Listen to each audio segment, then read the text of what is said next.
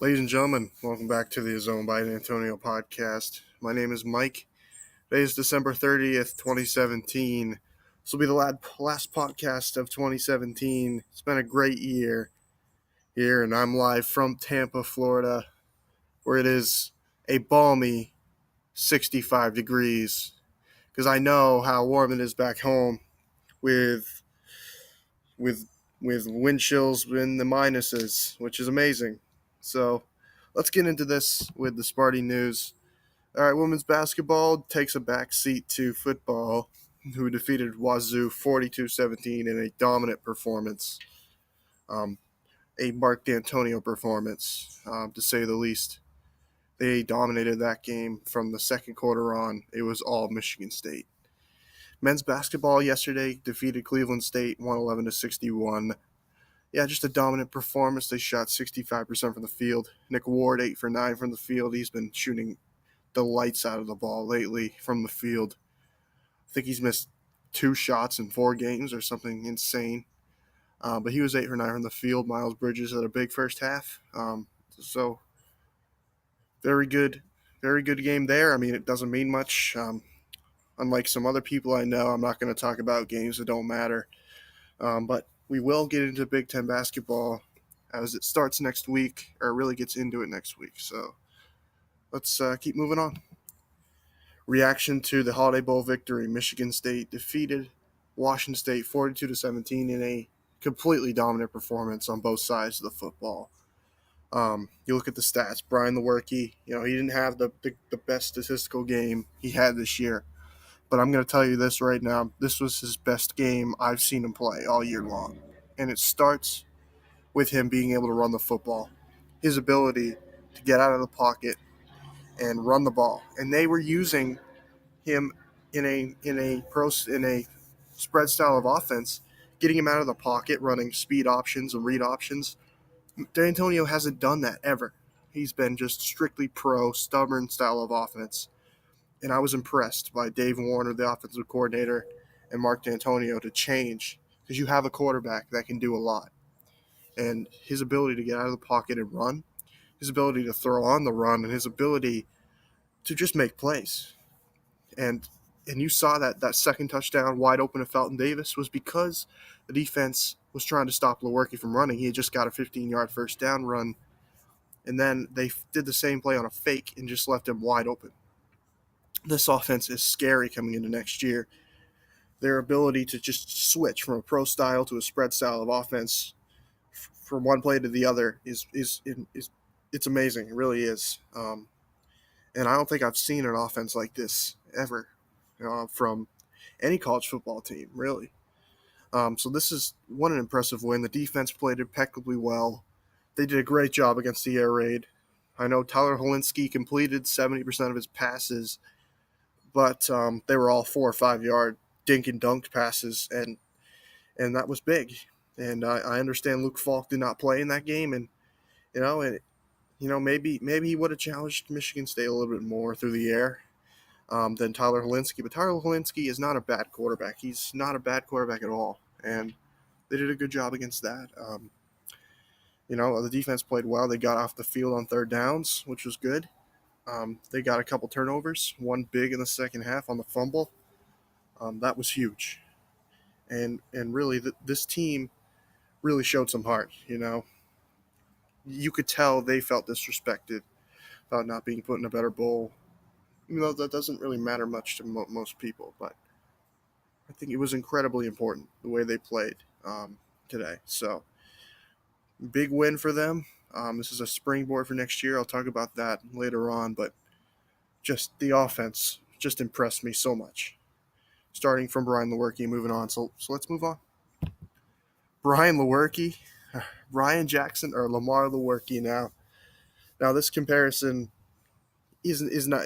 He's never going to be Lamar Jackson statistic wise, because Dantonio is not going to let that happen. Dantonio is going to have a mix with L.J. Scott next year, who I'll talk about, and some other running backs coming back. But his ability to run the ball is so impressive. It is, and Dantonio's never had a quarterback like this. All right, now Lewerke has to work on his accuracy a bit. He's still a little off, but he throws a nice deep ball. and when he's on, he can complete many passes. We saw that in the Penn State game. He's just a great quarterback. All right, he only threw for 213 yards. He only threw the ball 19 times. 14 were completions. So to get 213 yards from those 14 completions was impressive. And it does worry me sometimes when he does run the ball and he does get popped sometimes, which does worry me because he did have that leg injury last year, which cost him the rest of the season. Um, and I know Dantonio will try and limit him running the football, but that is when their offense is most effective. Is when he's running the football and getting chunk plays. And when they run that spread offense, and then they switch it to the pro offense, it really gets defenses away from that. And how is he Lamar Jackson? He can run. He can really run.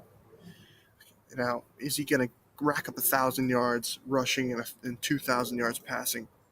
Possibly, but the thing is about him is he's not Lamar Jackson, but we can at least start comparing him right now because what he did last night was Lamar Jackson esque. It really was.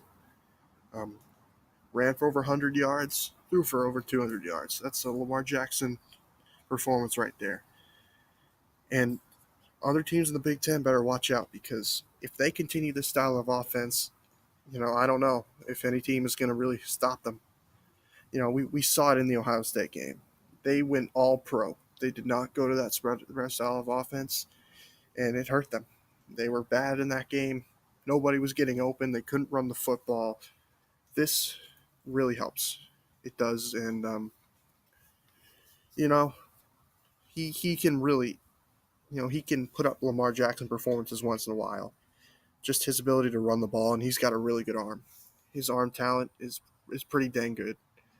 Um, Definitely a top three quarterback in the Big Ten coming back next year with McSorley if he comes back, which I'm assuming he will. And if Shea Patterson plays, he'll probably be number one. Brandon Peters, he's definitely better than Brandon Peters. Maybe Brandon Peters goes for 500 yards in the Outback Bowl, but who knows? So let's move on. What does this win mean for next year? And I talked about this last podcast. This win means so much for next year. We talked, Joel Klatt doing the game, I think really helps expose them for next season. They are a top three Big Ten team next year. And right now, how I look at it is it's them, Michigan, and Ohio State tossing it up at the number one spot. It just comes down to who has the games at home. And guess what? Michigan State has both Ohio State and Michigan at home. So actually give Michigan State probably a slight advantage going into next season. They do have to go to Wisconsin, which will be tough. We know that because Michigan State, Wisconsin's a tough team, but man, this conference is deep, especially the East. The East has four teams that could probably win the SEC East, or maybe not win it, but compete for it. That's Michigan State, Michigan, Ohio State, and Penn State. And Maryland's coming on. They get great recruiting classes every year. Indiana's mediocre. Rutgers is bad. But looking at their out of conference schedule, Arizona State at Arizona State. That's really their hardest game. Um, their out of conference schedule is pretty easy, and I know for a fact that they have these games at home. Right? And their away games, Wisconsin and Purdue. But Purdue, again, that's a winnable game, and all these games are winnable. With this style of offense and how many starters are coming back. 10 out of the 11 offensive starters for Michigan State will be back next year. And the only one that's not back is Brian Allen, and his brother is coming back to be the center for Michigan State next year. This will be a deep team with a lot of talent at the positions. And you look at the defensive end, Josiah Scott, the Dowell twins, young guys who have got a ton of talent. Josiah Scott, three-star recruit who played his mind out this year. One of the best corners in the Big Ten, no doubt. And this defense is just going to get better and better and better. And with the amount of youth on this defense, the way they played this year was just amazing. It was. So, what does this win for 2018-19? It could mean a top 10 ranking to start next year. I know that doesn't matter much, but selfishly, you know, don't you want to be in the top 10 or even top 15? And the Big Ten could have 5 or 6 teams in the top 25 starting next year. No, and the probably all 6 of those teams could be in the top 15. Talk about Michigan State, Michigan, Ohio State, Penn State, Wisconsin. All could be in the top 15 to start next year. Wisconsin returns a lot of people, and they do lose some people. You understand that. And Penn State's losing Barkley probably. And if McSorley comes back, that'll help them a lot. So, Penn State, you know, is the wild card next year definitely. Michigan State, Michigan, Ohio State, I think we'll be battling it out for the Big Ten East. And I think the winner of the Big Ten East is going to win the Big Ten championship. So that's big. And I do think the Big Ten, if the Big Ten gets left out next year, it will be a travesty. Because you look at their bowl season right now, they're 5-0 so far, with Ohio State pretty much dominating USC last night. And today, you have 2 more games, Wisconsin and Miami. That's going to be a tough game for Wisconsin. But I do think they'll win that game. And Penn State and Washington, that's going to be a close game. I think, if Penn State were to win that game and the Big Ten goes to 7-0 and Michigan takes care of business on Monday and the Big Ten goes 8-0 and they get left out next year, that will be terrible. It would be awful. But that's a story for another time. So what does this win mean? It means a lot. It means a lot for this team. Coach Dantonio, 100 wins at Michigan State is just amazing. It really is. So let's move on. L.J. Scott returning for his senior season. So L.J. Scott, how about this man? L.J. Scott has been Michigan State's top running back for the past 3 years. His freshman year, he had that big game against Iowa in the Big Ten championship game. Last year, not as good, but remember that game against Ohio State? He carried them and almost got an upset win at home against Ohio State. It's still a controversial call at the end to go for 2 and try to win the game. I still agree with Kent D'Antonio's call back then. But this is important. L.J. Scott is a talented running back. He reminds me of Le'Veon Bell. If you remember, Le'Veon Bell in college was nothing like he was in the NFL. Am I saying that he's going to be Le'Veon Bell? No. But I'm telling you that he is a shifty back. He's patient, and he can make guys miss, and he can run through some tackles too. He's a very talented running back, and there's a reason why he started his freshman year, and he played a lot in that year. This is a big gain for Michigan State. Of him coming back for a senior season, it will be huge. I think he'll get over 1,000 yards next year. I know he didn't this year, but I think he'll do it next year. The offensive line is improving. Only one senior left, Ryan Allen, and his brother Matt Allen's coming back. That'll be important.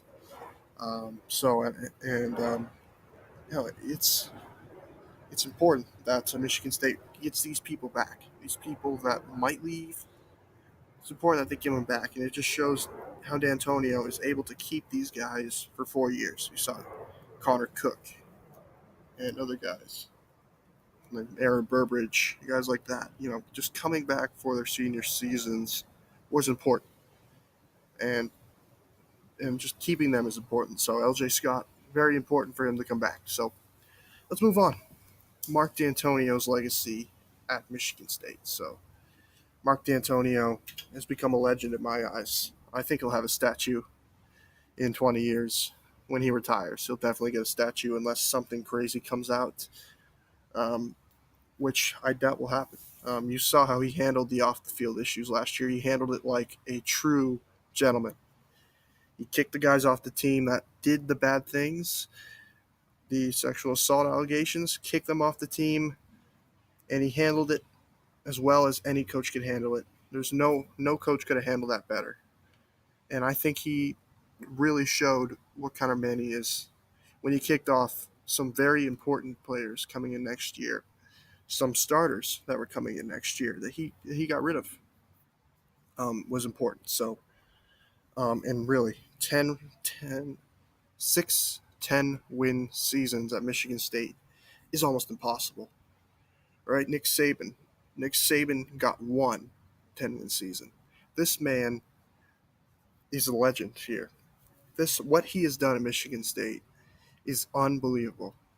It's unbelievable. When he came in here and they lost to Michigan that first year, 28-24, on a pass to Mario Manningham in the last couple of minutes of the game, and those little brother comments and pride comes before the fall comments. You know, it really shows that to be successful at Michigan State, you have to have a coach that takes it personally when he loses to Michigan, takes it personally. And why is that? Because Michigan State is not a top 10 brand like Michigan is. They're not going to get the recruits Michigan does. You have to be a prime motivator to get these guys coming in. And Mark Dantonio is one of the best motivators in college football. There's no doubt in my mind about that. And with his team coming back next year, another top 25 recruiting class in East Lansing is crazy. It really is. And what he's done for the school. This school, it was a dumpster fire for football from the 90s, besides a couple years with Nick Saban into the 2000s. It was a dumpster fire. And it was a basketball school all out basketball school. Tom Izzo had them going. Now I think they're both. I really do. He has turned the school into a football school. Did fans really care about football in the early 2000s? No, they did not care about football at all. Now, as a Michigan State fan, football and basketball I care about as equally as each other. I really care about football now, and I because I know this team has a chance to do some good things, win Rose Bowls, win New Year's Six Bowls. That run from 2013 to 2015 was the best run of any team in college football. It really was. The only team to finish in the top 5 in those 3 years was Michigan State football. All right. Now, is he the best coach in Michigan State football history? I don't think there's any question in that. Now, is he the greatest coach in the state of Michigan's history? That's up for argument. Talk about Bo. Even Lloyd Carr won a championship for Michigan. So it's up for grabs. But I think Mark Dantonio has to be in the conversation. I think he does. What he's done, winning in the modern era at Michigan State. Bo, yeah, he won 10 wins, back in the 70s and 80s. But remember, he lost his first 5 Rose Bowls, and Dantonio won his first Rose Bowl, which I know he's only been to one, but he could have been to a lot more. He's got 3 Big Ten championships in his years, which is amazing. With the coaches that the Big Ten has, James Franklin, Urban Meyer, even Jim Harbaugh's a good coach. Pat Fitzgerald, these are great coaches, and he has really separated himself at the level he's at, right? And really, to win at East Lansing, it's a tough feat in football because recruits aren't going to come there. There's not a rich history in football. You have to go back to the 60s, and they were a dumpster fire from the 70s, 80s, most of the 90s, and the 2000s. And once he got there, he had the mindset: beat Michigan, beat Michigan, beat Michigan. And the mindset clearly is working, and it's worked. So, beating Michigan, when you focus on beating Michigan at Michigan State, you're gonna have to do that, and you're gonna have to beat Michigan, and that is how you become successful, and that's how you get the fans to love you. And that's what he's done. 10-3 against Michigan in his career, um, or excuse me, 8-3.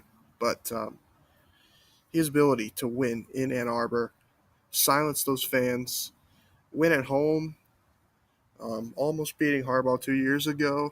If Lewerke didn't get hurt, they probably would have won that game. it just shows how great of a coach he is. He is truly a great coach. Definitely, him and Bo are in the conversation for the top coaches in Michigan, the state of Michigan college football. So, man, what a season this was. It was a pleasure talking about it. Really was. 6 months off till next year is probably going to be the longest 6 months in a long time for me. Coming into this year, the expectations weren't high. Now the expectations are high for next year. 10 wins or bust, definitely in the regular season.